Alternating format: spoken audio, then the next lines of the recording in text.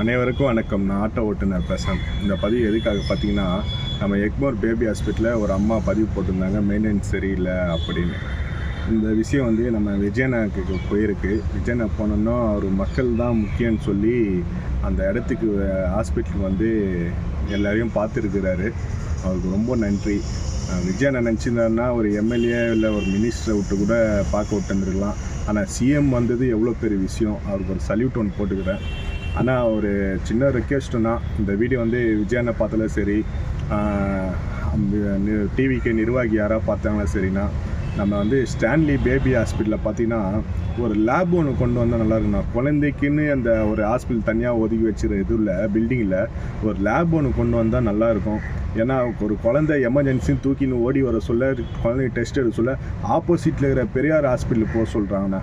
பெரிய ஹாஸ்பிட்டல் போய் 6ஆம் மைலில் போய் டெஸ்ட் எடுக்கணும். அந்த டெஸ்ட்டும் வந்து மறுநாள் தான் கிடைக்குது. அது வரைக்கும் குழந்தைக்கு இந்த குளுக்கோஸ் ஏற்றினு அது இது பண்ணியிருந்தான். ஏன்னா டெஸ்ட்டு என்ன ரிசல்ட் வந்தால் தானே இவங்க டாக்டர் இது எடுக்க முடியும். ஸோ அதனால் வந்து நம்ம பேபி ஹாஸ்பிட்டலே ஒரு லேப் ஒன்று கொண்டு வந்தால் கொஞ்சம் நல்லாயிருக்கும்னா, இது கண்டிப்பாக விஜயண்ணா பார்த்தாலும் சரி, இல்லைனா நம்ம டிவிக்கே நிர்வாகிகள், எம்எல்ஏ, மினிஸ்ட்ரி இவங்க எல்லாம் யாராவது பார்த்து ஒரு முயற்சி பண்ணால் அவங்களாம் ரொம்ப ஒரு புண்ணியமாக கிடைக்கும். ஏன்னா எவ்வளோ பேர் கஷ்டப்படுறாங்கோ, அது என் கண்ணால் நான் நிறைய பேரை பார்த்துக்கிறேன்.